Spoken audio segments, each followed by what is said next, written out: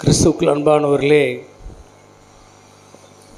நம்முடைய நோக்கம், லட்சியம் எல்லாமே நித்தியத்தை பற்றி இருக்க வேண்டும். ஏனென்றால் இந்த உலகத்தில் நாம் வாழ்கிற வாழ்க்கை கொஞ்ச காலம்தான். பலத்தின் மிகுதியினால் ஒரு 80 வருஷம், அவ்வளோதான். ஆயுசு நாட்டில் 60 வருஷம், பலத்தின் மிகுதியில் ஒரு 80 வருஷம் இருக்குது, அவ்வளோதான். அப்போது நாம் நித்தியமாய் வாழ்வது எங்கே? பரலோகத்தில் தான். அந்த வாழ்வை சுதந்திரிக்க போகிறோம். உலகத்தில் நாம் ரட்சிக்கப்பட்டது எதுக்கு தெரியுமா? இந்த உலகத்திலிருந்து விடுவிக்கப்பட்டது, இருளின் ராஜ்யத்திலிருந்து வெளியே வந்து தேவனுடைய பிள்ளைகளாய் மாறினது எதுக்கு தெரியுமா? அங்கே போய் சேரணும், நித்திய காலமாய் தேவனோடு வாழணும். அப்போது அதுதான் நம்முடைய வாஞ்சை. இயேசுதான் என் வாஞ்சை, இயேசுதான் என் வாஞ்சை அப்படின்னு நம்ம வாழணும், மறந்துடக்கூடாது. எல்லாமே நோக்கம் அதுதான். காலையில் பூத்து மாலையில் விழுந்து விடுகிற, மறைந்து விடுகிற மலரை போன்ற ஒத்த வாழ்க்கை நமக்கு இருக்குது. அப்போ நம்ம என்ன செய்யணும்? இயேசுவை பற்றி கொள்ளணும். அல்லேலூயா சொல்லுங்க. உலகத்தில் தேவனை தவிர வேறு எது மேலேயும் நம்முடைய பிடிப்பு இருக்கக்கூடாது. அதான் சுவிசேஷம். தேவனை பற்றிக்கொள். ஒரு வசனம் வாசிங்க, லூக்கா 16:13 வசனத்தை வாசிங்க. எந்த ஊழியக்காரனும் 2 எஜமான்களுக்கு ஊழியம் செய்யக்கூடாது. ஒருவனை பகைத்து மற்றவனை சிநேகிப்பான், அல்லது ஒருவனை பற்றி கொண்டு மற்றவனை அசட்டை பண்ணுவான். தேவனுக்கும் உலகப் பொருளுக்கும் ஊழியம் செய்ய உங்களாலே கூடாது என்றார். சரி, அல்லேலூயா சொல்லுங்க பார்ப்போம். இந்த உலகத்தில் 2 எஜமானுக்கு ஊழியம் செய்கிறவர்களாய் விசுவாசிகள் மாறக்கூடாது. ரட்சிக்கப்படாததுக்கு முன்னாடி ஒரு எஜமானுக்கு தான் ஊழியம் செஞ்சேன். இயேசு எனக்கு தெரியாது. உலகத்தில் வாழணும், உலகத்தில் ஐஸ்வர்யவானாய் வாழணும், உலகத்தில் மிகப்பெரிய மனிதனாய் மாற வேண்டும். அதுதான் என்னுடைய லட்சியம், நோக்கமாக இருந்துச்சு. இயேசுவை ஏற்றுக்கொண்ட பிறகு ஆண்டவர் சொல்கிறாரு, அந்த எஜமானை விற்று உனக்கு எஜமானாய் நானே இருக்கட்டும், அந்த எஜமானை விற்று தேவனாய கர்த்தராகிய நானே உனக்கு எஜமானாய் இருக்கட்டும் என்று ஆண்டவர் சொல்லுகிறார். ஆகவே 2 பேரும் வச்சுக்கிட்டு வாழலான்னா முடியாது. ஏனென்றால் ஒருவனை பகைத்து நீ ஒருவனை சிநேகிக்க வேண்டியிருக்கும். ஒன்று அங்கே இருக்கணும், இல்லைனா என்கிட்ட இருக்கணும். நீ எதை தெரிந்து கொள்ளப் போகிறாய்? ஆண்டவரே, எனக்கு நீரே போதும். அல்லேலூயா சொல்லுவோமா? நீரே எனக்கு எஜமானாயிரும் என்று ஆண்டவரை முழுமையாக பற்றி கொண்டு ஜீவிக்க தொடங்கினேன். அப்படியே தான் நாமும் இருக்கும்படி இன்றைக்கு தேவன் நம்மை அழைத்திருக்கிறார். இந்த உலகத்தில் வாழ்வதற்கு என்ன செய்ய வேண்டும்? இந்த உலகத்தில் நான் வாழணும்னா அப்போ என்ன செய்யணும்? எல்லாத்தையும் விட்டுருங்கிறீங்க. அப்போ இந்த உலகத்தில் எனக்கு என்ன தேவை? எனக்கு பணம் தேவை, ஐஸ்வர்யம் தேவை. அப்போ இந்த உலகத்தில் நான் வாழ்வதற்கு எனக்கு ஜீவாதாரம் தேவை. ஆண்டவர் சொல்கிறாரு, அதை நான் உனக்கு தரமாட்டேனா? அதான் ஆண்டவர் சொல்கிறேன், அதை நான் உனக்கு தரமாட்டேனா? பொல்லாத பிசாசு ரொம்ப மோசமானவன். ஒரு நாள் இயேசு கிறிஸ்துவையே அவர் பசியாக இருந்தபோது இந்த கல்லையெல்லாம் அப்பமாக்கி தின்னு அப்படின்னு நீ தேவகுமாரன் அல்லவான்னு ஆசீர்வாதத்தை கூட்டினான். அப்புறம் ஒரு உயர்ந்த மலை மேலே கொண்டு போய் நிறுத்தி உலகத்தின் ராஜ்யத்தின் செல்வங்கள் எல்லா ராஜ்யத்தின் மகிமையெல்லாம் இயேசுவுக்கு காட்டி, நீர் என்னை காலை விழுந்து பணிந்து கொண்டால் இவைகள் எல்லாம் உமக்கே கொடுத்துட்றேன் அப்படின்னு சொன்னான். இயேசு அவனை பார்த்து சொன்னார், அப்பாலே போ சாத்தானே, தேவன் ஒருவரை மாத்திரம் பணிந்து கொண்டு அவர் ஒருவருக்கே ஆராதனை செய்வாயாக என்று எழுதியிருக்கிறதே என்று சொன்னார். அல்லேலூயா சொல்லுங்க பாப்பா. ஆமாம். அப்போ பிசாசை அப்பாலே போ என்று துரத்தினார். அப்போ ஸ்தோத்திரம், எனக்கு இந்த உலகத்தினுடைய மகிமை, ராஜ்யங்களுடைய மகிமை, இந்த உலகத்தினுடைய செல்வம் எல்லாவற்றையும் கொடுக்க நான் தேவனை தொழுது கொண்டால் அதுவே எனக்கு போதும். என் தேவனை தொழுது கொண்டால் அதுவே எனக்கு போதும். அவராலே வருவது தான் எனக்கு ஆசீர்வாதம். தேவனால் வராதது எல்லாம் பாவமாக இருக்கும் என்று எழுதியிருக்கிறது. ஆகவே தேவனால் வருவதே எனக்கு வரட்டும், தேவன் இல்லாமல் வருவது எதுவும் எனக்கு வேண்டாம் என்று ஆமாம், இயேசு புறக்கணித்து தள்ளினார். அதுபோல் நம்முடைய இருதயங்கள் இந்த உலகத்தில் மண்ணான மனிதனாய் வாழ்ந்து விட்டால், பிறந்து விட்டால் எல்லாருக்குமே இந்த சோதனை உண்டு. இந்த சோதனையிலிருந்து நாம் தப்பி நடக்க வேண்டும். உலகத்தின் செல்வதற்காக, இந்த உலகத்தில் மண்ணுக்காக மாணிக்கத்தை விட்டு விடக்கூடாது. இந்த உலகத்தின் மண்ணுக்காக மாணிக்கத்தை விட்டு விடக்கூடாது. ஆமாம், சம்பூரண அழகுள்ளவர் என்னை மீட்டு கொண்டிருக்கிறார். அவர் சம்பூர்ணமான அழகுள்ளவர். என்னை அவர் சம்பூர்ணமாய் பாதுகாக்க என் தேவன் நல்லவர். அவருக்கு என்னை ஒப்பு கொடுக்கிறேன். இந்த இடத்துல தான் நம்ம இடறக்கூடாது. இன்றைக்கி உலகத்தில் ரட்சிக்கப்பட்ட பிறகு இப்படியே விட்டுட்டு போயிடுறாங்க. உலகத்திலே வாழ்வதற்கு, உலகத்திலே சுகமாய் செல்வமாய் வாழ்வதற்கு அடுத்து நான் என்ன செய்ய வேண்டும் என்கின்ற ஒரு பகுதியை இந்த தேவனுடைய ஊழியர்கள் நமக்கு போதிக்கிறதில்லை. ஆனால் இயேசு கண்டிப்பாக போதித்திருக்கிறார். அல்லையிலே சொல்லுவோமா, இயேசு கண்டிப்பாக போதிச்சிருக்கிறாரு. இந்த வெளிச்சம் ஆண்டவருடைய பிள்ளைகளுக்கு கண்டிப்பாக கிடைக்கணும். அப்போ தான் நம்ம உலகத்தை ஜெயிக்க முடியும். அல்லையிலே சொல்லுவோமா, அதற்காகத்தான் இந்த செய்தியை நான் உங்களுக்கு சொல்லி கொண்டிருக்கிறேன். 1 நாளாகமம் 29:11-12 வாசிக்க கேட்கலாம். கர்த்தாவே, மாட்சிமையும் வல்லமையும் மகிமையும் ஜெயமும் மகத்துவமும் உம்முடையவைகள். வானத்திலும் பூமியிலும் உள்ளவைகளெல்லாம் உம்முடையவைகள். கர்த்தாவே, ராஜ்யமும் உம்முடையது. தேவரீர் எல்லாருக்கும் தலைவராய் உயர்ந்திருக்கிறீர். ஐஸ்வர்யமும் கனமும் உம்மாலே வருகிறது. தேவரீர் எல்லாவற்றையும் ஆளுகிறவர்.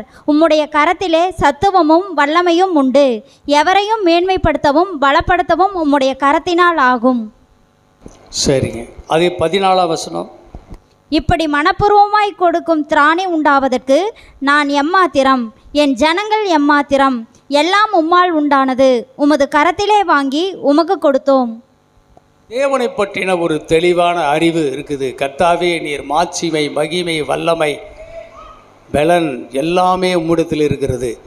உம்மிடத்தில் இருக்கிறது. நீர் எவரையும் தாழ்த்தவும் உம்மால் கூடும், எவரையும் உயர்த்தவும் உம்மால் கூடும். ஐஸ்வர்யமும் கனமும் மகிமை உம்மால் தான், உம்மிடத்திலிருந்து தான் வருகிறது. எல்லாமே அறிந்திருந்தார். ஆகவே நாங்கள் உமக்கு கொடுக்க எம்மாத்திரம். நாங்கள் உம்மிடத்திலே வாங்கினோம், உம்மிடத்திலேயே நாங்கள் கொடுக்கிறோம். அல்லையிலே சொல்லுவோமா? ஆமாம். இங்கே இப்படி வந்துடணும். தேவ பிள்ளைகளுக்கு ஒரு பெரிய அறிவு வந்துடணும். எனக்கு இந்த கிராஃப் பிடிக்கும். இயேசுவை அறியாத காலமெல்லாம் இந்த -1 -2 -3 தான். இயேசுவை அறிந்த உடனே நான் 0க்கு வந்துட்டேன், யூட்ரு ஆகிட்டேன். அப்போ இங்கிருந்து இப்பொழுது இயேசு என்று சொல்லி அவர் தான் எனக்கு இயேசு தெய்வம், இவர் தான் எனக்கு ராஜா, இவரை நம்பி தான் இனி வாழப்போகிறேன் என்று சொல்லி இங்கிருந்து தொடங்குகிறேன். +1 +2 +3 அல்லையிலே சொல்லுவோம். இப்படியே போகுது என் வாழ்க்கை. ஆகவே ரட்சிக்கப்பட்ட பிள்ளைகளுக்கு யார் உங்களுக்கு கடவுள், யார் உங்களுக்கு எல்லாவற்றுக்கும் எல்லாம் என்று கேட்டால் என் ஆண்டவர் இயேசு. அவர் யாருன்னு இன்னொரு கூட கேட்டால் அவர் வானத்தையும் பூமியும் படைத்தவர். அவர் யாருன்னு கேட்டால் அவர் பூமியும் அதை நிறைவும் அவருடையது, அவருடையது. அப்படிப்பட்டவர் தான் என் ஆண்டவர். அவரிடத்திலிருந்து தான் எல்லாம் வருகிறது. சொல்லுங்க பார்ப்போம். அவரிடத்திலிருந்து தான் எல்லாம் வருகிறது. அவரிடத்திலிருந்து வருது. அவருக்கு கொடுக்கறதற்கு நமக்கு மனசில்லை என்றால் மீண்டும் அவரிடத்திலிருந்து நாம் பெற்றுக்கொள்ள முடியாது. அப்போது அவர் எங்கிட்டிருந்து வருவதை நீ என்ன செய்ய வேண்டும்? உன் கையில் வந்துச்சுன்னா அதில் முதல் மரியாதையை எனக்கு செலுத்த வேண்டும். உன் பொருளாலும், உன் கையில் வரும்போது உன் பொருளாலும் எல்லா விளைவின் முதற் பலனாலும் என்னை கனம் பண்ணு. அப்பொழுது எல்லாமே என்ன செய்யும்? பூரணமாய் நிரம்பி வழியும். அதான் முதலாவது தேவனுடைய ராஜ்யத்தையும் அவருடைய நீதியும் தேடுங்கள், அப்பொழுது இவைகள் எல்லாம் உங்களுக்கு கூடவே கொடுக்கப்படும். ரட்சிக்கப்பட்ட பின்பு இந்த உலகத்திலே நாம் செல்வமாய் வாழ்வதற்கு, சிறப்பாய் வாழ்வதற்கு நாம் தேவனை அண்டிக் கொள்ள வேண்டும். அதற்கு நாம் தேவனை கனப்படுத்த வேண்டும். எதில் கனப்படுத்துறது? விளைவின் முதற் பொருள். நம்ம கையில் வரக்கூடிய எந்த பொருளாலும் அதில் முதல்ல தேவனுக்கு கொடுத்துட வேண்டும். 2ஆம் தரத்தை அல்ல, முதல் தரத்தை தேவனுக்கென்று நாம் அர்ப்பணித்து விடும்போது அது தேவனுக்கு பரிசுத்தமாகிறது. முதல் மா பரிசுத்தமாக இருந்தால் பானையில் இருக்கிற மா முழுவதும் என்னவாக இருக்குமா? பரிசுத்தமாக இருக்கும். அதனால் நம்முடைய கையில் வரக்கூடிய எந்த ஒரு ரட்சிக்கப்பட்ட பிள்ளையை கவனி, உன் கையில் வரக்கூடிய எந்த ஒரு ஆசீர்வாதத்தையும் அது எடுத்து அதில் முதல் பங்கை தேவனுக்கென்று கொடுத்து விட்டால் மீதி உள்ளதெல்லாம் உனக்கு பரிசுத்தம். இதான் விஷயங்க. அப்போ ஸ்தோத்திரம். ரெண்டாம் தரத்தை கொடுத்தா அவர் வாங்கிக்க மாட்டாரா? அசிங்கங்க அது. நீங்கள் உங்கள் தேவனை என்ன செய்கிறீர்கள்? அசிங்கப்படுத்துகிறீர்கள். அவர் வானத்தையும் பூமியும் படைத்தவர். அவர்தான் எல்லாவற்றுக்கும் முதல்வராய் இருக்கிறார். முதல்வர். அப்போ அவருக்கு முதல்வர்னு நீ அறிவில்லாதனால தான் என்ன செய்கிற? ரெண்டாம் தரத்தை கொடுக்கறதுக்கு ஆசைப்படுற. அப்படி பேசுகிறதே அசிங்கங்க. அப்படி எண்ணுவதே அசிங்கம். கையில் வந்த உடனே முதல் தரத்தை பிரித்து கர்த்தருக்கு கொடுக்கிறவன் தான் தேவனை கனம் பண்ணுகிறான். அல்லேலூயா சொல்லுங்க பார்ப்போம். இதுதாங்க தேவன் விரும்புகிறார். இந்த உலகத்தில் நீ நன்றாய் வாழ்வதற்கான ஒரு வழி இதில் தான் இருக்குது. சரி, இன்றைக்கி பைபிளில் ஒரு சில ஐஸ்வர்யவான்களை குறித்து நான் சொல்ல போகிறேன். முதலாவது ஒரு ஐஸ்வர்யவான். ஏன்னா ஐஸ்வர்யத்தை பற்றி நாம் அறிந்து கொள்ள வேண்டும். ஏனென்றால் இந்த உலகத்தில் தரித்திரனா, பிச்சைக்காரனா, ஏழையா, மற்றவங்ககிட்ட போய் கையேந்தி திரிஞ்சுக்கிட்டு இருக்கிற வாழ்க்கை ஒரு கிறிஸ்துவனுக்கு அசிங்கங்க. அப்படிப்பட்ட வாழ்க்கைக்கு தேவன் நம்ம அழைக்கவே இல்லை. அதை நல்லா புரிஞ்சுக்குங்க. இதை நமக்கு யாருமே சொல்லித்தரதில்லை.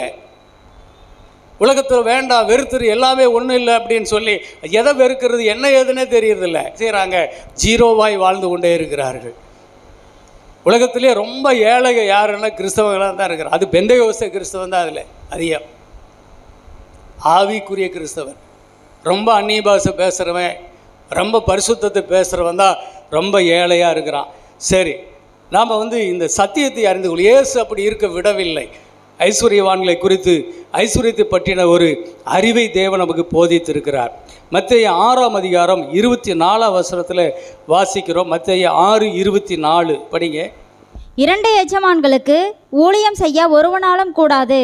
ஒருவனை பகைத்து மற்றவனை சிநேகிப்பான், அல்லது ஒருவனை பற்றி கொண்டு மற்றவனை அசட்டை பண்ணுவான். தேவனுக்கும் உலகப் பொருளுக்கும் ஊழியம் செய்ய உங்களால் கூடாது. சரி, லூக்கா 12ஆம் அதிகாரம் 15ஆம் வசனத்தை படிங்க.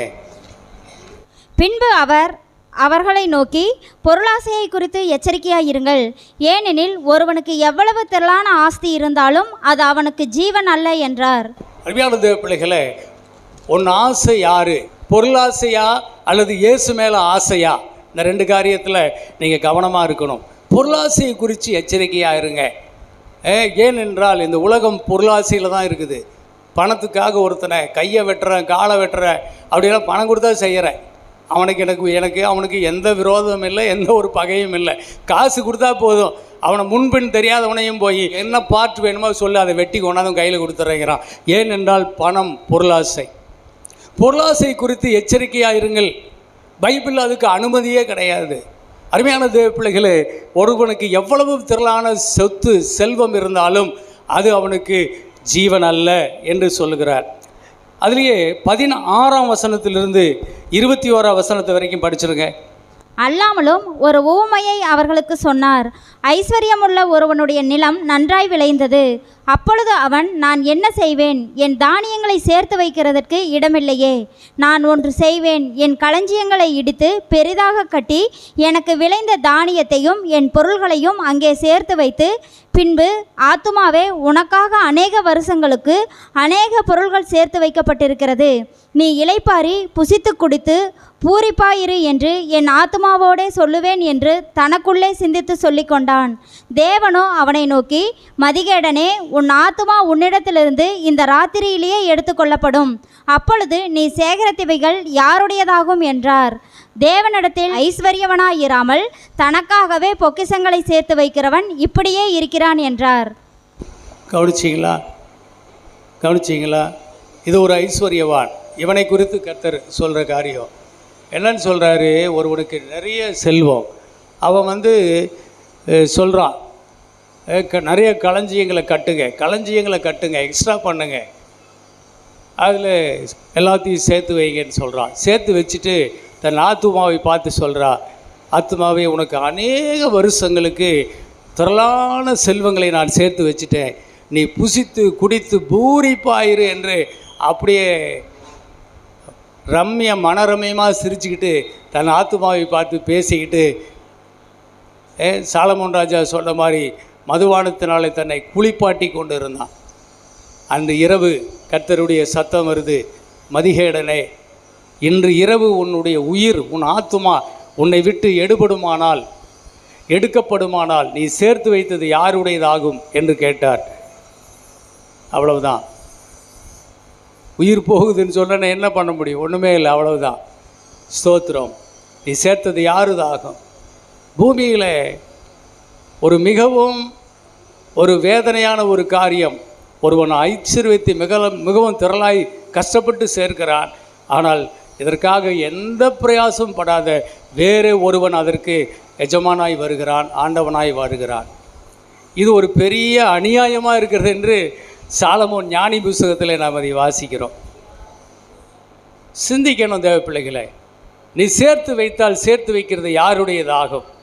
நீ பூமியில் செல்வங்களை சேர்த்து வைக்க வேண்டாம், பொக்கிஷங்களை சேர்த்து வைக்க வேண்டாம். இங்கே பூச்சியும் துருவும் கெடுக்கும். இங்கே திருடர்கள் கண்ணமிட்டு திருடுவார்கள். இங்கே பொட்டியில் போட்டு பூட்டி வைத்தால் அவைகள் துரு பிடிச்சி போயிடும். பூச்சியும் துருவும் அழிச்சிடும். திருடர்கள் கண்ணமிட்டு திருடிடுவாங்க. அதனால் சேர்த்து வைத்தால் அது யாருக்கு போய் சேரும்? நீ மரித்து போகும்போது நீ சேர்த்து வைத்தது யாருக்கு போய் சேரும்? சிந்திக்க வேண்டும், சிந்திக்க வேண்டும். அப்போ இப்படிப்பட்டவனை குறித்து அவர் சொல்கிறாரு, தேவனுக்கு ஐஸ்வர்யவனாய் இராமல் தனக்காகவே ஐஸ்வர்யவனாய் இருக்கிறவன் இப்படிப்பட்டவனாய் இருக்கிறான். தான் செய்கிறது, தான் சாதிக்கிறது என்னன்னே தெரியல, யாருக்கும் பிரயோஜனம் இல்லை. தனக்காகவே வாழ்ந்துட்டு தானே தின்னு தானே குடித்து தானாக தின்னு வீணாக போகிறவன் சொல்கிறாங்கல்ல, அது மாதிரி ஒருத்தருக்கு பிரயோஜனம் இல்லை. சரி, இப்படி ஒரு ஐஸ்வர்யவானை பார்த்தோமா? ரெண்டாவது இன்னொரு ஐஸ்வர்யவானை பாருங்கள். லூக்கா 19ஆம் அதிகாரம் 1-10 படிக்கும்போது அங்கே ஒரு ஐஸ்வர்யவான், அவன் பேர் சகேயு. அவன் இயேசுவை காண ஆசையாக இருந்தான். அவன் ஒரு ஐஸ்வர்யவான், வரி வசூலிப்பவன், அதற்கு தலைவன், இன்கம் டேக்ஸ் ஆஃபீஸர், அவர் பெரிய தலைவர். அவன் இயேசுவை காண வாஞ்சித்தான். என்ன நடந்துச்சு? அத்திமரத்தில் ஏறி உட்காந்துக்கிட்டான். அப்பா இயேசு வரப்போகிறார், இங்கே உட்காந்தா நல்லா பார்த்துக்கலாம். இயேசு அங்கே வந்து நின்றுட்டு, சகைவை இறங்கி வா, இன்றைக்கு அவன் வீட்டில் தங்கணும் அப்படின்ட்டார். அவனுக்கு பெரிய சந்தோஷம். இறங்கி இயேசுவை அழைச்சிக்கிட்டு வீட்டுக்கு போகிறான். போகும்போது நிறைய திட்டுறாங்க. என்ன இது, இவனை போய் பேர் சொல்லி கூப்பிட்றாரு, இவன் பின்னாடி அவன் வீட்டுக்கு போகிறாரு. நம்ம நாட்டில் யாராவது அவன் வீட்டுக்கு போவோமா? ஏனென்றால் அவன் அநியாய சம்பாத்தியக்காரன், அவன் ஒரு மிகப்பெரிய பாவி. அவன் வீட்டில் போய் இவர் தங்க போகிறாரு, அவன் வீட்டுக்கு போகிறாருன்னு எல்லாரும் அவரை குறித்து முறுமுறுத்துக்கிட்டே தான் போனாங்க. இயேசு ஒன்றுமே சொல்லலை. அவன் பின்னாடி போகிறாரு, அவன் வீட்டுக்கும் போயிட்டாரு. போன பிறகு என்ன நடந்துச்சுன்னா, சோத்திரம் 8ஆம் வசனத்திலிருந்து படிங்க. சகேயு நின்று கர்த்தரை நோக்கி, ஆண்டவரே, என் ஆஸ்திகளில் பாதியை ஏழைகளுக்கு கொடுக்கிறேன். நான் ஒருவனிடத்தில் எதையாகிலும் அநியாயமாய் வாங்கினதுண்டானால் நாளத்தனையாக திரும்ப செலுத்துகிறேன் என்றான். இயேசு அவனை நோக்கி, இன்றைக்கு இந்த வீட்டுக்கு ரட்சிப்பு வந்தது, இவனும் ஆபிரகாமுக்கு குமாரனாய் இருக்கிறானே. இழந்து போனதை தேடவும் ரட்சிக்கவுமே மனுஷகுமாரன் வந்திருக்கிறார் என்றார். அவனே தான் சொல்கிறான். இயேசு உள்ள வந்த உடனே அவனே சொல்கிறான், ஆண்டவரே, என் ஆஸ்தியில் பாதியை நான் மக்களுக்கு கொடுத்துட்றேன், பாதி எனக்கு போதும். அப்புறம் சொல்கிறான், ஆண்டவரே, நான் அநியாயமாக வாங்கின உண்டு, அநியாய சம்பாத்தியம் என்கிட்ட இருக்குது, நான் நாளத்தனையாக கொடுத்துட்றேன். யார்கிட்ட அநியாயமாக வாங்கினோம் அவங்கள்ட்ட எல்லாம் என்ன கொடுத்துட்றேன்? நாளத்தனையாக கொடுத்துட்றேன் ஆண்டவரேன்ட்டான். யார் சொன்னா அவங்ககிட்டக்கு? ஆண்டவரை விட்டு ஒன்றுமே கேட்கல. ஆனால் அவனே என்ன செய்துட்டான்? தன் இருதயத்தை கர்த்தருக்கு முன்பாக செம்மையாக்கி கொண்டான். அல்லேலூயா சொல்லுவோமா? தேவனை தன் தெய்வமாக்கி கொண்டான், தேவனை தன் பொக்கிஷமாக்கி கொண்டான். இயேசு இல்லாத காலத்தில் தனக்குன்னு அநியாய சம்பாத்தியங்களை சம்பாதிச்சு மிகப்பெரிய ஐஸ்வர்யமானாய் தன்னை மார்தட்டி கொண்டிருந்தான். இயேசு வந்த உடனே அந்த ஆசையெல்லாம் போயிருச்சு. தனக்கு பாதி இருந்தால் போதும், மீதி மக்களுக்கு கொடுத்துட்றேன், ஏழைகளுக்கு கொடுத்து விடுகிறேன், அநியாயமாய் வாங்கினவர்களிடத்தில் நாளத்தனையாய் கொடுத்து விடுகிறேன். இயேசு சொன்னார், இந்த வீட்டுக்கு இன்றைக்கு ரட்சிப்பு வந்தது. அல்லேலூயா சொல்லுங்க பார்ப்போம். இன்றைக்கு இந்த வீட்டுக்கு ரட்சிப்பு வந்தது. இவனும் ஆபிரகாமின் குமாரனாய் இருக்கிறான். மனுஷகுமாரன் இழந்து போனதை தேடவும் ரட்சிக்கவுமே உலகத்தில் வந்தார் என்று சொன்னார். அல்லேலூயா சொல்லுங்க பார்ப்போம். புரிஞ்சுக்குங்க, மனசில் வச்சுக்கோங்க. இது ஒரு ஐஸ்வர்யவான். இந்த மூன்றாவது இன்னொரு ஐஸ்வர்யவான் இருக்கிறார். லூக்கா 16ஆம் அதிகாரம் 19 31 வரைக்கும் ஒரு ஐஸ்வர்யவான் இருக்கிறார். அதை எடுங்க. லூக்கா 16ஆம் அதிகாரம் 19 படிங்க. ஐஸ்வர்யமுள்ள ஒரு மனுஷன் இருந்தான். அவன் இரத்தாம்பரமும் விலையேறப்பட்ட வஸ்திரமும் தரித்து அனுதினமும் சம்பிரமமாய் வாழ்ந்து கொண்டிருந்தான். லாசரு என்னும் பேர் கொண்ட ஒரு தரித்திரனும் இருந்தான். அவன் பருக்கள் நிறைந்தவனாய் அந்த ஐஸ்வர்யவானுடைய வாசல் அருகே கிடந்து அவனுடைய மேஜையிலிருந்து விழுந்த துணிக்கைகளாலே தன் பசியை ஆற்ற ஆசையாயிருந்தான். நாய்கள் வந்து அவன் பருக்களை நக்கிற்று. பின்பு அந்த தரித்திரன் மரித்து தேவதூதரால் ஆபிரகாமுடைய மடியிலே கொண்டு போய் விடப்பட்டான். ஐஸ்வர்யவானும் மரித்து அடக்கம் பண்ணப்பட்டான்.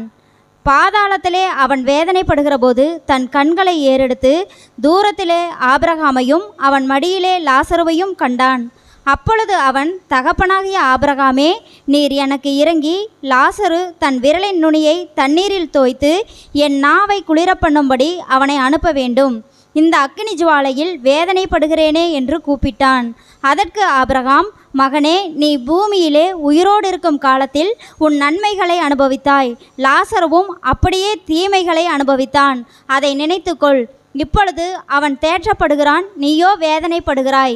அதுவும் அல்லாமல் இவ்விடத்திலிருந்து உங்களிடத்திற்கு கடந்து போகவும் அவ்விடத்திலிருந்து எங்களிடத்திற்கு கடந்து வரவும் மனதுள்ளவர்களுக்கு கூடாதபடிக்கு எங்களுக்கும் உங்களுக்கும் நடுவே பெரும்பிளவு உண்டாக்கப்பட்டிருக்கிறது என்றான். கண்பான பிள்ளைகளே, இந்த ஐஸ்வர்யவான் இரத்தாம்பர உடை அணிந்தவன், நல்ல கிராண்டாக ட்ரெஸ் பண்ணி பல ரத்தின மாலைகளை போட்டுக்கிட்டு ரொம்ப விலை உயர்ந்த வாழ்க்கை. நம்ம நாட்டில் இருக்கிற அம்பானி அதானி மாதிரி வாழ்க்கை நினைக்கிறேன். பயங்கர கிரேட்டாக இருக்கிறாங்க.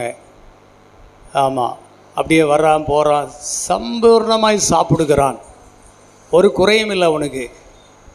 ஆனால் அவன் வாசல் அருகே ஒருவன் படுத்து கிடக்கிறான். அவன் லாசரு, அவன் பேர். அவன் புண்ணு பருக்களால் நிறைந்தவனாக இருக்கிறான். நாய்கள் வந்து அவனை நக்குது.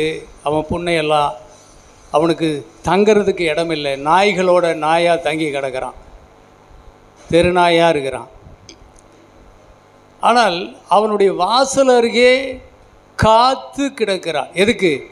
அந்த ஐஸ்வர்யவானுடைய மேசையிலிருந்து விழுகும் சில துணிக்கைகளை பொறுக்கி சாப்பிடுவதற்கு அவன் அப்படியே காத்து கிடக்கிறான். என்ன கொடுமையான ஒரு வாழ்க்கை பாருங்க. ஆனால் அந்த ஐஸ்வர்யவானுக்கு தினமும் அவன் வாசல் பக்கத்தில் தான் இருக்கிறான். அவன் போகிறான் வரான், அவனை கண்டுக்கிறதே இல்லை.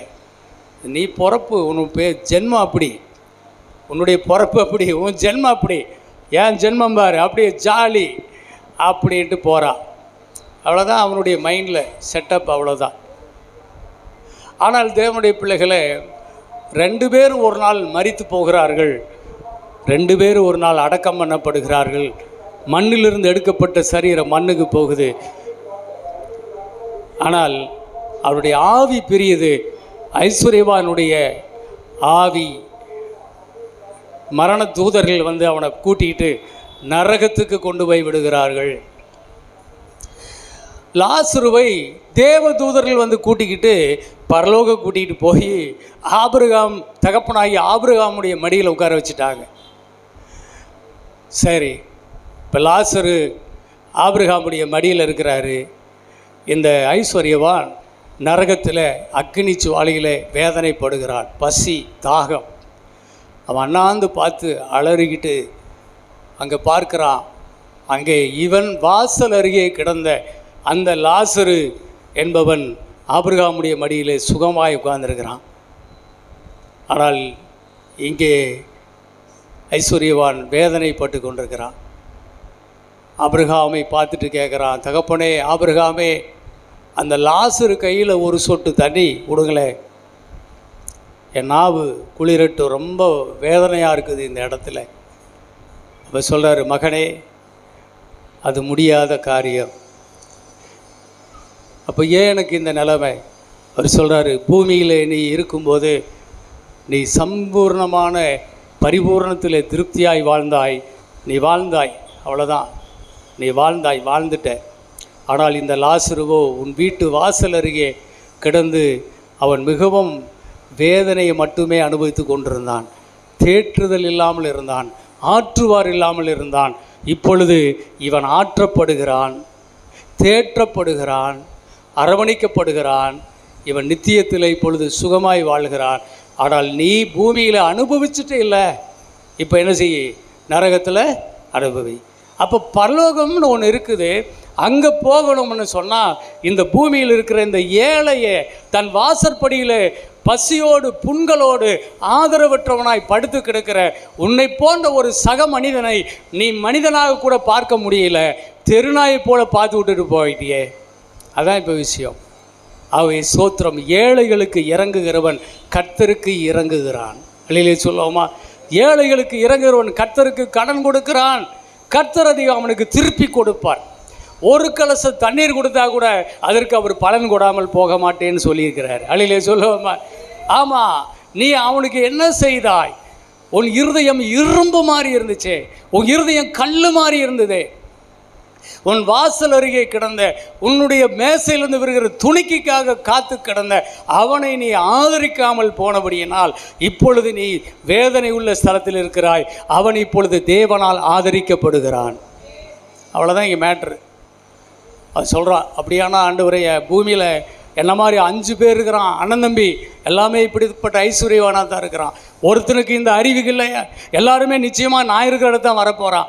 அவே அந்த லாசருவை அனுப்பி அவங்களுக்கு புத்தி சொல்லுங்கள். இப்போவே ஐஸ்வர்யத்தில் ஏழைகளுக்கு கொடுத்து அவர்களை பராமரிக்க சொல்லுங்கள், அவர்களுக்கு அன்பு செலுத்த சொல்லுங்கள் அப்படின்னு சொல்லி அவன் சொல்லி அனுப்புகிறான். சொல்கிறான், அவனை அனுப்பும்படி சொல்கிறான். அது சொல்கிறாரு, இல்லை இல்லை இல்லை.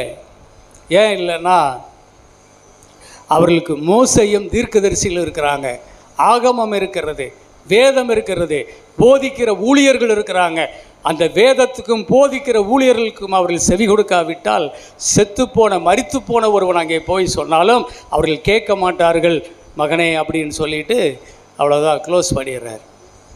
இது மூணாவது ஐஸ்வர்யவானுடைய நிலைமை. அப்போது 4வது இன்னொருவனை பார்க்கலாம். மார்க்கு 10ஆம் அதிகாரம் 21ஆம் வசனத்தை எடுத்துக்கொள்ளுங்க. அங்கே ஒருத்தன் வந்தான். அவன் மிகுந்த ஆஸ்தி ஐஸ்வர்யம் உள்ள ஒரு மனுஷன். அவன் இயேசுகிட்ட வந்து, நல்ல போதுகிறே, நித்திய ஜீவனை அடைவதற்கு நான் என்ன செய்ய வேண்டும்? பவ்யமாக வந்தான், முழங்கால் படியிட்டு தாழ்மையாக அவருடைய பாதத்தை தொட்டு வணங்கி கேட்குறான், நல்ல போதுகிறே, நித்திய ஜீவனை அடைவதற்கு நான் என்ன செய்ய வேண்டும் என்று கேட்டான். இயேசு ஈஸியாக சொன்னார், கற்பனைகளை கைக்கொள். அதை கை கொள்றனே. நீ கை கொண்டா நான் ஏன்டா சொல்கிறேன்? அவன் கை கொள்ளவில்லை, ஆனால் கை கொண்ட மாதிரி தன் இருதயத்தில் நினைத்து கொண்டு இருக்கிறான். ஆண்டவர் எல்லாம் அறிவார். அல்லையிலே சொல்லுவோமா? அதுவும் கை கொண்டு இருக்கிறேனே. அப்படியே ஒன்றா சொல்கிறான், எல்லாமே all right, I am perfect அப்படிங்கிறான். அப்போ இயேசு சொன்னார், மார்க்கு 10:21 படிக்க. இயேசு அவனை பார்த்து, அவனிடத்தில் அன்பு கூர்ந்து, உன்னிடத்தில் ஒரு குறைவு உண்டு, நீ போய் உனக்கு உண்டானவைகளை எல்லாம் விற்று தரித்திரருக்கு கொடு, அப்பொழுது பரலோகத்திலே உனக்கு பொக்கிஷம் உண்டாகியிருக்கும். பின்பு சிலுவையை எடுத்துக்கொண்டு என்னை பின்பற்றி வா என்றார். அவன் மிகுந்த ஆஸ்தியுள்ளவனாய் இருந்தபடியால் இந்த வார்த்தையை கேட்டு மனமடிந்து துக்கத்தோடே போய்விட்டான். அப்பொழுது இயேசு சுற்றி பார்த்து தம்முடைய சீசரை நோக்கி, ஐஸ்வர்யம் உள்ளவர்கள் தேவனுடைய ராஜ்யத்தில் பிரவேசிப்பது எவ்வளவு அரிதாயிருக்கிறது என்றார். சீசர்கள் அவருடைய வார்த்தைகளை குறித்து ஆச்சரியப்பட்டார்கள். இயேசு பின்னும் அவர்களை நோக்கி, பிள்ளைகளே, ஐஸ்வர்யத்தின் மேல் நம்பிக்கையாய் இருக்கிறவர்கள் தேவனுடைய ராஜ்யத்தில் பிரவேசிக்கிறது எவ்வளவு அரிதாயிருக்கிறது. ஐஸ்வர்யவான் தேவனுடைய ராஜ்யத்தில் பிரவேசிப்பதை பார்க்கிலும் ஒட்டகமானது ஊசியின் காதிலே நுழைவது எளிதாயிருக்கும் என்றார். நீ போய் உன் ஆஸ்திகளை விற்று ஏழைகளுக்கு கொடு, தரித்திரருக்கு கொடு, கொடுத்துட்டு என்னை பின்பற்றி வா அப்படின்னு சொன்னார். உடனே அவனுக்கு அது முடியல. அவன் மிகுந்த ஆஸ்தி உள்ளவனாய் இருந்தபடியினால் அவன் மிகுந்த துக்கத்தோடு கூட அவன் எழுந்து ஆண்டவரை விட்டு விலகி போய்விட்டான். அருமையான பிள்ளைகளை, அவன் தேடி வந்தது எது? நித்திய ஜீவன். அப்போ நித்திய ஜீவனில் சுதந்திரிக்க வேண்டும். ஆனால் நீ இந்த உலகத்தில் ஒரு பாக்கியவான் ஐஸ்வர்யவானாய் இருக்கிறாய். உன்னுடைய ஐஸ்வர்யத்தில் ஏழைகளுக்கு பங்கு போட்டு கொடுத்து அவர்களை பராமரிக்க வேண்டும்.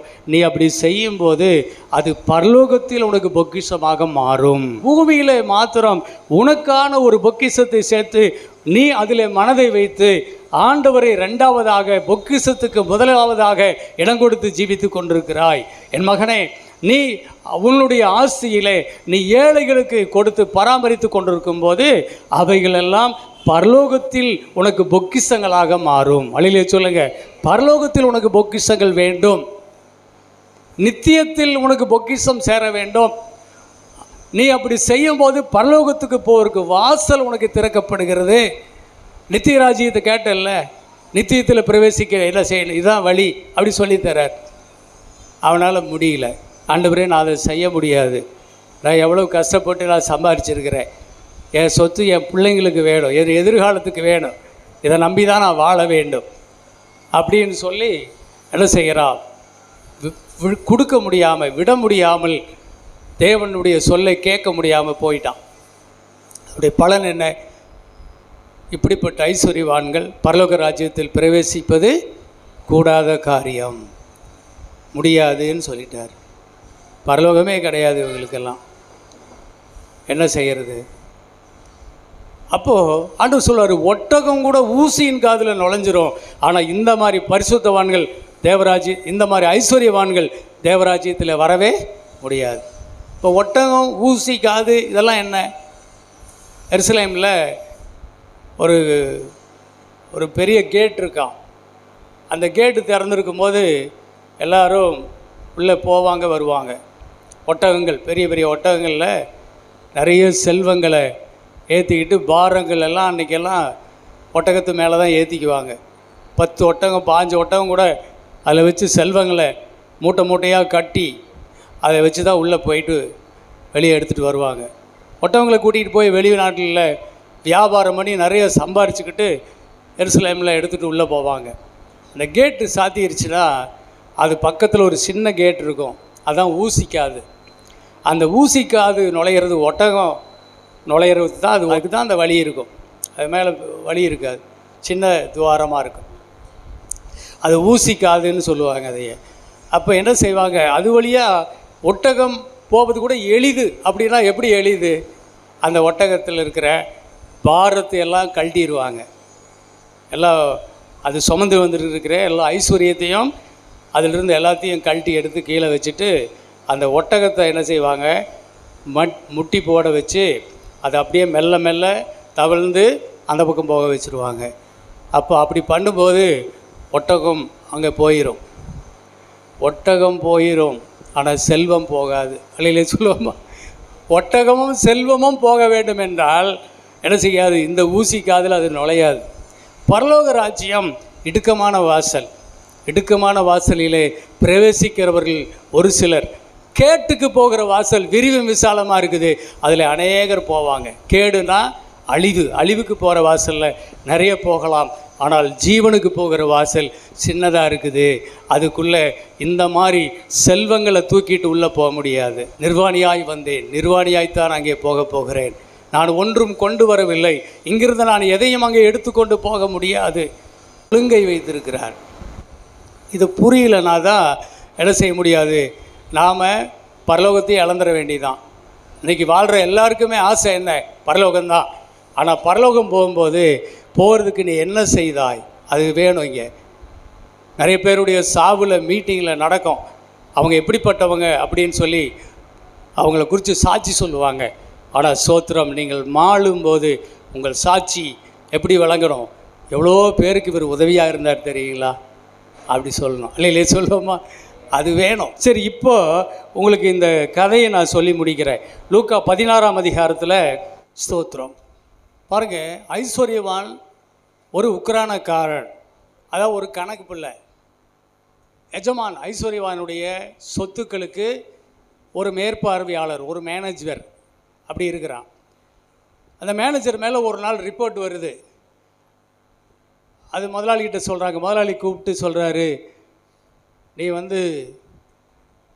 என்னுடைய சொத்துக்களை சரியாக பராமரிக்கவில்லை. அதில் தெளிவாக சொல்லுது, என் ஆஸ்தியை நீ அழித்து போடுகிறவனாக எனக்கு அறிவிக்கப்பட்டது.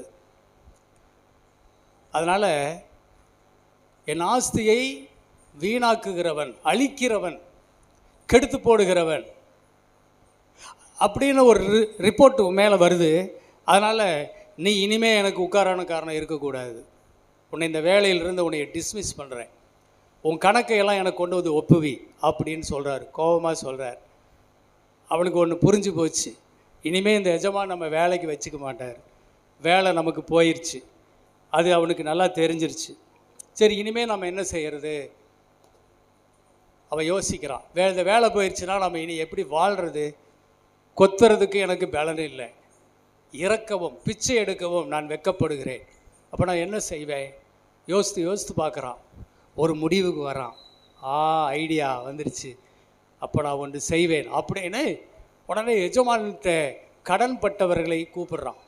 எஜமான் ஒரு பெரிய ஃபேக்ட்ரிக்கு அவர் எஜமானாக இருக்கிறார். அவர்கிட்ட நிறைய டீலர்ஸ் இருக்கிறாங்க. அவர்கிட்ட எண்ணெய் வந்து நிறைய வாங்கிட்டு போய் குடங்குடமாக எண்ணெய் வாங்கிட்டு போய் வியாபாரம் பண்ணி சம்பாரித்து கொடுக்குறவங்க, அவங்களுக்கு லாபம் சம்பாதிக்கிறவங்க. அதே மாதிரி களஞ்சியங்கள், கோதுமை களஞ்சியத்தில் நிறைய அப்படி எஜமானுக்கு விளைஞ்சி தள்ளுது. அவர் நிறைய குடமாக அவர் எண்ணெய் எடுத்துக்கிட்டே இருக்கிறாரு. அதையெல்லாம் மேற்பார்வையிட்டுக்கிட்டு இருக்கிறான். இப்போ அவன் என்ன செய்கிறான்? ஒன்று செய்வேன் அப்படின்னு எஜமான்ட்டு கடன் பட்டவர்களெல்லாம் கூப்பிட்றான். கூப்பிட்டு இதில் 2 பேரை மட்டும் சொல்கிறாரு. ஆனால் 2 பேருக்காக ஒரு உக்கரானக்காரன் தேவையில்லை. அவங்ககிட்ட 100கணக்கான பேர் இருக்கிறாங்க. ஒரு ரேஷன் கடையில் 2 குடும்பத்துக்காக ஒரு ரேஷன் கடை வைப்பாங்களா? இல்லைங்களா? அது ஒரு ஊரே வரணும். அந்த ஊரில் இருக்கிற 200 வீடு 300 வீட்டுக்கு ஒரு ரேஷன் கடை அப்படி தான் வைப்பாங்க. அதனால தான் க்யூவில் நிற்பாங்கல்ல. அது மாதிரி தான் அந்த கடையில் இந்த உக்ரானக்காரனுடைய கீழே நிறைய இருக்கிறாங்க. அவன் அந்த பதவியை பயன்படுத்தி, அவன்கிட்ட இருக்கிற அந்த பவரை, செல்வாக்கை பயன்படுத்தி அவன் என்ன செய்கிறான்? எஜமானிடத்தில் கடன் பட்டவர்களையெல்லாம் வாங்கன்னு வர சொல்கிறான். அவங்கக்கிட்ட போய், இங்கே வாங்க, நீங்கள் எவ்வளவு கடன் பட்டீங்க, எத்தனை குடம் எண்ணெய்? அப்படி, ஐயா 100 குடம் எண்ணெயை நான் கடன் பட்டிருக்கிறேன்.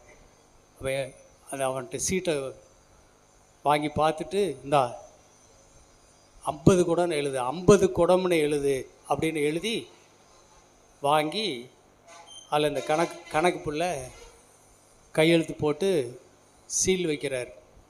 இந்தா 100 குடம் நீ தர வேண்டாம், 50 குடத்துக்கு மட்டும் எஜமானுக்கு கடனை கட்டிடுறேன்னு சொல்லிட்டான்.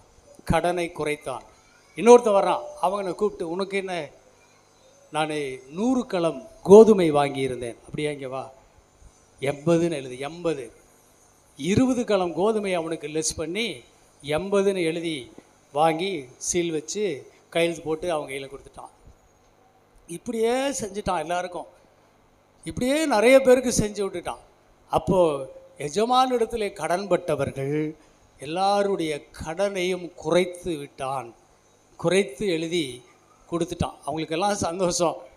ஆமாம், அதாவது 1 லட்ச ரூபா கடன் கட்ட வேண்டிய இடத்துல வெறும் 50,000 மட்டும் கட்டினா போதுன்னா யார் சந்தோஷப்படா இருப்பா? எல்லாருக்கும் சந்தோஷம். அந்த மாதிரி எல்லாத்துக்கும் பண்ணி விட்டுட்டான். இதில் எஜமானுக்கு பல லட்சங்கள் லாஸ் தான். எஜமானுக்கு பல லட்சங்கள் லாஸ் தான் ஆச்சு. அப்போது கணக்கை கொண்டு போய் எஜமான் கையில் கொடுத்துட்டு, எஜமானே போயிட்டு வரேன்ட்டு வந்துட்டான் வெளியில். அப்போ இவனுக்கு வேலை இல்லை. அப்போ என்ன செய்கிறான்? மீண்டும் அந்த எஜமானிடத்திலே கடன் பட்டவர்களிடத்துக்கு போகிறான். என்னையா கணக்கு பிள்ளை என்னாச்சு அப்படின்னா, எஜமான் என்னை வேலையை விட்டு அனுப்பிச்சிட்டாரு, எனக்கு வேலை இல்லை அப்படின்னு சொல்கிறான். ஐயோ அப்படியா? இப்போ என்னவா இருக்கும்? அவன் நமக்கு அன்னைக்கு 100 குடம் கொடுக்கறது 50 குடம் எழுதுனால, ஒரு 50,000 மிச்சமானால, அதுதான் கண்டுபிடிச்சிட்டு எஜமான் அவர் அனுப்பிச்சிட்டாரு போல் இருக்குது. அட பாவமே, சரி இவன் நம்மனால தானே இவனுக்கு இப்படி ஆச்சு அப்படின்னு சொல்லி அவனை என்ன செய்தான்? சரி வாப்பா உட்காருன்னு அவனை ஏற்றுக்கொண்டான். அவனை வீடுகளில் ஏற்றுக்கொண்டான். அவனுக்கு சாப்பாடு கொடுக்குறான். அவனுடைய கம்பெனியில் கூட இவனுக்கு ஒரு வேலை கூட கொடுக்கலாம். இப்படி அநேகர் இடத்துல அவன் இரக்கம் பெற்றுக்கொண்டான். அருமையான தேவ பிள்ளைகளே, அவன் புத்தியாய் செய்தான். எஜமானே பாராட்டுறார். இப்போ அழியிலே சொல்லுங்க பார்ப்போம். எஜமானே பாராட்டுறார். அப்போ பணத்தை சரியானபடி பயன்படுத்தி அவன் தன் வாழ்க்கையை வாழ்வதற்கு தன்னை தகுதிப்படுத்தி கொண்டான் பாருங்க. அதுதான் எஜமானுக்கு பிடிச்ச விஷயம். அழியிலே சொல்லுங்க பார்ப்போம். அதுதான் எஜமானுக்கு பிடிச்ச விஷயம். அப்போ இதுக்கு முன்னாடி அவன் எஜமானுடைய பணத்தை எடுத்து தனக்கானவைகளை டிவி வாங்க, ஃப்ரிட்ஜு வாங்க, தனக்காக ஒரு கார் வாங்க, தனக்கான அழிஞ்சு போகிற உலகப் பொருள்களை வாங்கி அதில் இன்பம் கண்டுக்கிட்டு சந்தோஷமாக இருந்துட்டு இருக்கலாம். இப்போ அவனுடைய ஜீவிதத்தை மீதி நாட்களை எப்படி கழிப்பது என்றால், இப்பொழுது அவன் அந்த பணத்தை எடுத்து அவன் ஜோப்பில் போட்டுக்கிட்டு போக ஆசைப்படலை. அதை வாங்கி எஜமானிடத்தில் கடன்பட்டவருடைய பையிலேயே போட்டு விட்டான், அவங்க கையில் போட்டு விட்டான். அவங்கெல்லாம் அதில் சந்தோஷம் அடைஞ்சாங்க. எஜமான்கிட்ட வேலை போன உடனே இவன் போய் அந்த 100 பேர் அந்த ரேஷன் கடையில் அவங்ககிட்ட வாடிக்கையாளர்களாக இருந்த அவ்வளோ பேருக்கும் அவன் சலுகை பண்ணினதுனால அவ்வளவு பேருடைய வீட்டிலும் அவன் ஏற்றுக்கொள்ளப்பட்டு விட்டான். அல்லையிலே சொல்லுங்க பார்ப்போம். ஆமாம், அவன் ஒரு புது வாழ்க்கையை அவன் இப்பொழுது சம்பாதித்து கொண்டான். புத்தியாய் செய்தான், புத்தியாய் செய்தான் என்று கர்த்தர் சொல்லுகிறார். அதை தான் இயேசு சொல்லிட்டு, இந்த பிரபஞ்சத்தின் பிள்ளைகள், இந்த உலகத்தின் பிள்ளைகள் ஒளியின் பிள்ளைகளை காட்டிலும் புத்திசாலிகளாக இருக்கிறார்கள். ஒளியின் பிள்ளைகள்லாம் யாருங்க? ஒளியின் பிள்ளைகள்? நாம தான் ஒளியின் பிள்ளைகள். ஒளியின் பிள்ளை உங்களை காட்டிலும் இந்த உலகத்தின் பிள்ளைகள் புத்திசாலியாக பிழைக்கிறாங்க அப்படின்னு சொல்லிட்டு சொன்னார். என் அன்பு பிள்ளைகளே, நீங்கள் மாளும்போது, நீங்கள் இந்த உலகத்தில் உங்களை உயிர் போகும்போது நீங்கள் நித்தியத்தில் போய் சேருவீங்கல்ல, நித்திய ராஜ்யத்தில் உங்களை சேர்த்து கொள்வார் உண்டாகும்படிக்கு இங்கேயே அழிந்து போகிற உலகப் பொருள்களினாலே நீங்கள் ஆத்துமாக்களை ஆதாயம் பண்ணுங்கள். அழிலை சொல்லுங்க பார்ப்போம். அதான் விஷயம் சொல்லித்தரார். கொரிந்தியரில் இருக்குது. அதாவது ஒருவன் வெள்ளி, பொண்ணு, வெளியேறப்பெற்ற கற்கள் இவைகளினாலே தன் வாழ்க்கையை கட்டுகிறானாமா. ஒரு விசுவாச வாழ்க்கை கட்டுறான். இன்னொருத்தன் வைக்கோல், புல், மரம் இதை கொண்டு கட்டுறான். ஆனால் அக்னிக்குள்ளே போகும்போது அக்னி அதை பரிசோதிக்கும். அது வைக்கோல், புல், மரம் இருந்ததுன்னா அது எரிஞ்சு போயிடும். ஆனால் அவன் மட்டும் தப்பிச்சுக்குவான், அவன் மட்டும் உள்ளே போயிடுவான். அவன் போகும்போது, அதாவது நெருப்பு எரித்து விடாத பொருள்களினால், வெள்ளியும் பொன்னும் வெளியேறப்பெற்ற கற்களினாலும் அவன் தன்னை வாழ்க்கையை கட்டியிருந்தால் அந்த அக்னி அவனை ஒன்றும் செய்யாது. அவன் அப்படியே செல்வத்தோடு அங்கே போயிடுவான்.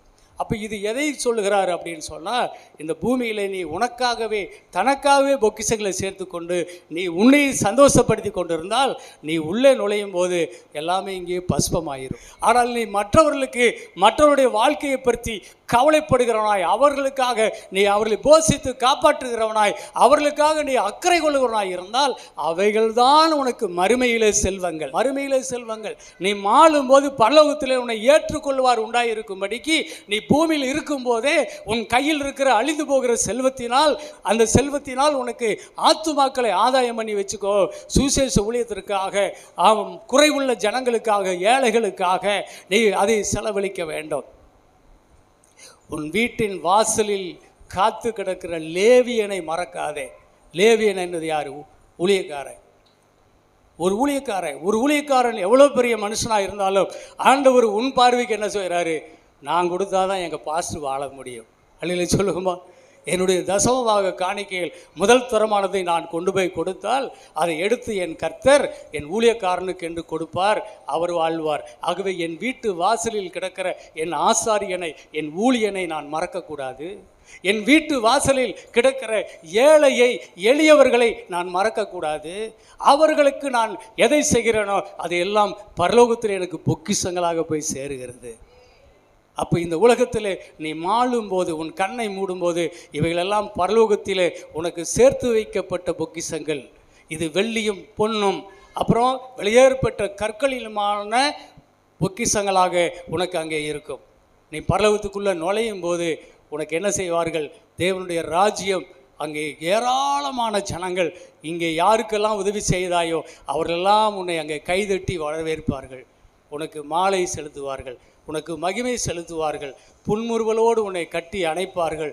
அதுதான் சொல்கிறாரு. அப்போ கர்த்தருக்கு ஸ்தோத்திரம். அப்படி உன்னை அரவணைத்து கொள்ளும்படி உன்னை இங்கேயே நீ அந்த செல்வத்தினால் அவர்களை சம்பாதி என்று சொல்லுகிறார். அழிலே சொல்லுவோமா? அதற்காகத்தான் சொல்கிறாரு. ஏன்னா இந்த பூமி வாழ்க்கை உனக்கு கொஞ்ச காலம்தான், 60 வருஷம் தான். பெலத்தின் மிகுதியில் ஒரு 80 வருஷம் வாழ்வியா? அங்கே வாழ்கிறது தான் உனக்கு நித்திய நித்தியமாக. இங்கே இருக்கிற உன் பிள்ளைக்கும் அதை சொல்லிக் கொடு, உன் பேரம்பேத்திகளுக்கும் அதை சொல்லிக் கொடு. நீ அறிவுள்ளவனாய் நடந்து கொண்டு உன் குடும்பத்தையும் அறிவுள்ள பிள்ளைகளாக நடத்து. ஏனென்றால் நாம் எல்லாம் தேவனுடைய ராஜ்யத்திற்காக வாழும்படி அழைக்கப்பட்டவர்கள். அப்போ ராஜ்யத்தை பற்றின அறிவில்லை, ராஜ்யத்துக்கு போயிடுவோன்னு மட்டும் தெரியுது, எப்படி போவோம்னுங்கிறது தெரியல. ஆனால் எப்படி அங்கே நித்தியமாக சிநேகிதர்களை சம்பாதித்து வாழ்வது என்று இந்த ரகசியத்தை உனக்கு தெரிந்து கொள்ள வேண்டும். இது பொருளால் தான் உனக்கு கிடைக்கும். இந்த பூமியில் நீ சம்பாதிக்கிற பொருள்களை நீ விட்டு கொடுப்பதினால்தான் இப்படிப்பட்ட ஆசீர்வாதத்தை நீ அங்கே போய் பெற்றுக்கொள்ள முடியும். அல்லையிலே சொல்லுவாமா? இதில் எந்த மாற்றமே கிடையாது. அப்போ ஒரு ரட்சிக்கப்பட்ட பிறகு ஒரு பிள்ளை எதற்காக வாழுகிறான்? எபேசியர் 4ஆம் அதிகாரம் 28ஆம் வசனத்தை படிங்க. திருடுகிறவன் இனி திருடாமல் குறைச்சல் உள்ளவனுக்கு கொடுக்கத்தக்கதாக தனக்கு உண்டாயிருக்கும்படி தன் கைகளினால் நலமான வேலை செய்து பிரயாசப்பட கடவன். ரட்சிக்கப்படாததுக்கு முன்னாடி திருடுகிறவனாக கூட நீ வாழ்ந்திருக்கலாம். இப்போ நீ அப்படி வாழக்கூடாது.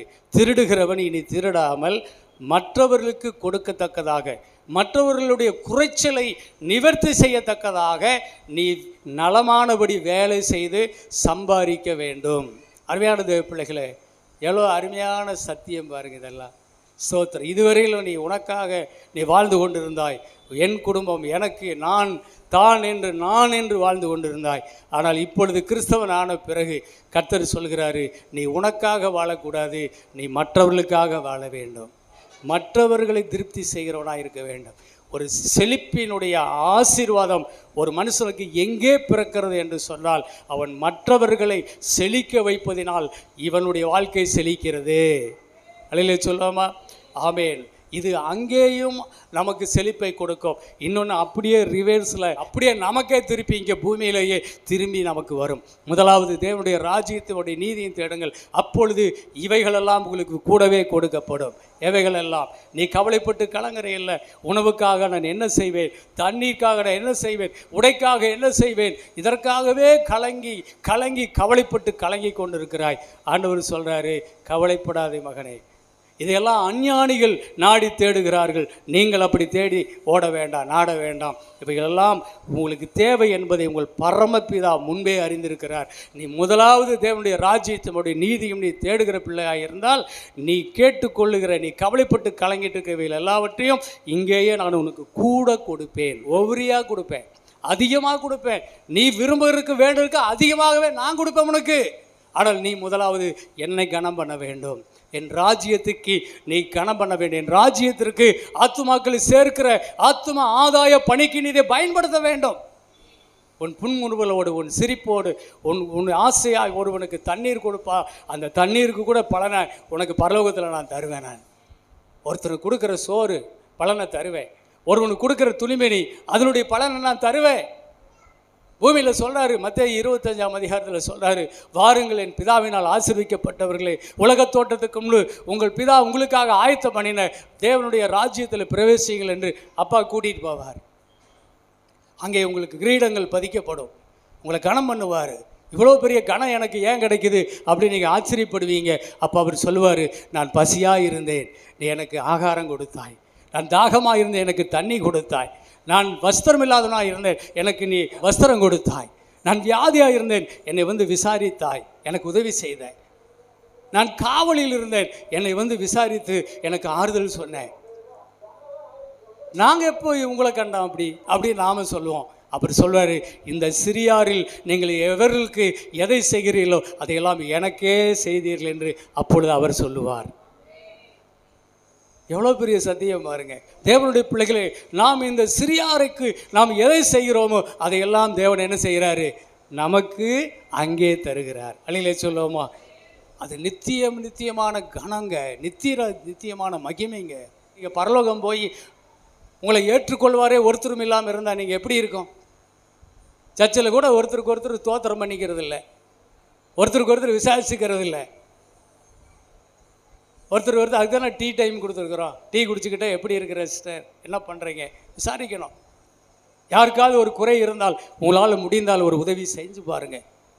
இன்னொரு கஷ்டப்பட்டு இருக்கிறாங்க, வாங்க நம்ம புருஷன் முன்னாடி போய் அந்த வீட்டில் ஒரு ஜெபம் பண்ணி ஒரு ஆசீர்வாதம் பண்ணிட்டு வரலாம், ஏதோ நம்மளால் கொடுத்து முடிஞ்சதை செஞ்சுட்டு வரலாம். வலது கை கொடுக்கறது இடது கைக்கு தெரியாமல் இருக்கட்டும், கொடுத்துட்டு வாங்க, பரலோகத்தில் பொக்கிஷங்களாய் மாறும். அலையிலே சொல்லுங்க பார்ப்போம், பரலோகத்தில் பொக்கிஷங்களாய் மாறும். ஒரு அம்மா வரும், கிராமத்துலேருந்து தான் வருவாங்க, அந்த செல்வி ரூத் அம்மா. அவங்க அம்மா நகோமி பாட்டி. அவங்க எப்படி மெமரி பவர்னே தெரில. அவங்க நம்ம சர்ச்சில் இருக்கிற ஒவ்வொரு முகத்தையும் மனசில் வச்சுருக்கிறாங்க. போனால் அவங்கள எல்லாரையும் அவர் கேட்குறாங்க. அவங்க வந்தாலும் அவங்க என்ன செய்கிறாங்க, தம் பையில் அவங்களே தள்ளாடி வருவாங்க. எத்தனையோ இடத்துல கீழே பொத்துன்னு விழுந்துருவாங்க, தூக்கி விடுவாங்க, அப்படியே நடந்து வருவாங்க.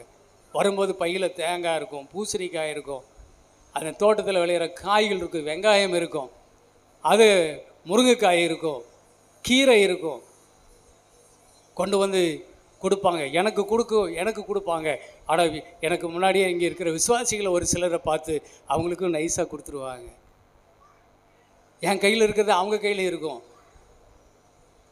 அவங்க சொல்லுவாங்க, நான் தான் கொடுத்தேன் அவங்களுக்கு, அவங்களும் வச்சுக்கிட்டோம் அப்படின்னு கொடுத்துருக்குறேன் அப்படிம்பாங்க.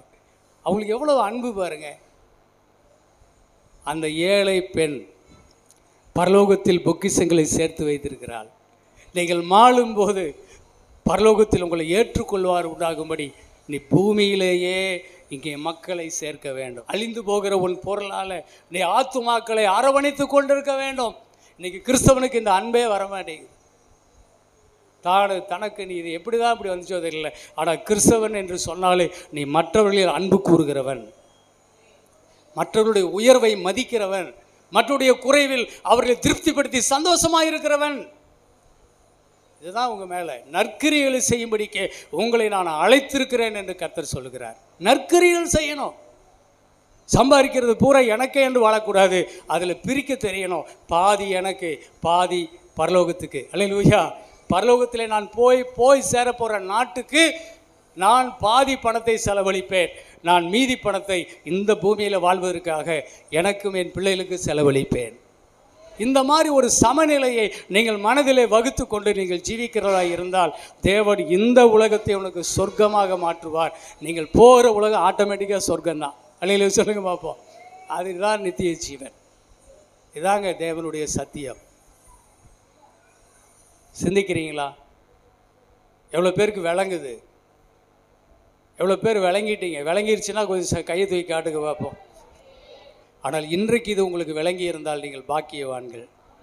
கர்த்தர் உங்களை ஆசீர்வதிப்பாராக. ஆமேன். யாருக்கு இந்த சத்தியம் தேவையோ இல்லையோ, எனக்கு தேவைங்க. யாருக்கு இது தேவையோ இல்லையோ, என் சபைக்கு தேவை. நீங்கள்லாம் எந்த பூர்வீக சொத்தோடு நீங்கள் பிறக்கலை, ஆனால் தேவனுடைய ஆசீர்வாதத்தில் நீங்கள் வாழ வேண்டும். ஆகவே தான் தேவனுடைய சத்தியத்தை கர்த்தர் எனக்கு வெளிப்படுத்தி உங்களுக்கு அதை போதித்து கொண்டிருக்கிறார். ஏற்றுக்குங்க, சந்தோஷமாக ஏற்றுக்கொள்ளுங்க, நல்ல நிலத்தில் விதைச்சிக்குங்க. இதெல்லாம் 30, 60, 100 பலன் கொடுக்கும். அல்லையிலே சொல்லுங்க பார்ப்போம். 100 மடங்கு பலன் கொடுப்பீர்கள். இந்த உலகத்திலேயே உங்களுக்கு தேவன் 100 ஆசீர்வாதமாக கொடுத்து முடிவிலே நித்தியத்தையும் கூட கொடுப்பார். அதான் இங்கே பெரிய சத்தியங்க, பெரிய சத்தியம். உலகத்தால் ஏற்றுக்கொள்ள முடியாத ஒரு சத்தியம். ஆனால் உனக்கும் எனக்கும் கண்டிப்பாக ஏற்றுக்கொள்ள முடியும். ஏனென்றால் நாம் அழைக்கப்பட்டதை நித்தியத்திற்காக. நித்தியத்தின் மேலே வாஞ்சையாக இருந்தால் இந்த சத்தியம் உங்கள் மனதில் பதியட்டும். கர்த்தர் உங்களை ஆசீர்வதிப்பாராக. முன்னிகள் 30, 60, 100 பலன் கொடுப்பீர்கள். கர்த்தர் உங்களை ஆசீர்வதிப்பாராக. ஆமென். ஜெபமணி முடிச்சிடலாம். கர்த்தரை ஸ்தோத்திரம். பரலோகத்தின் நல்ல பிதாவே, நல்ல சத்தியத்திற்காக உமக்கு ஸ்தோத்திரம்.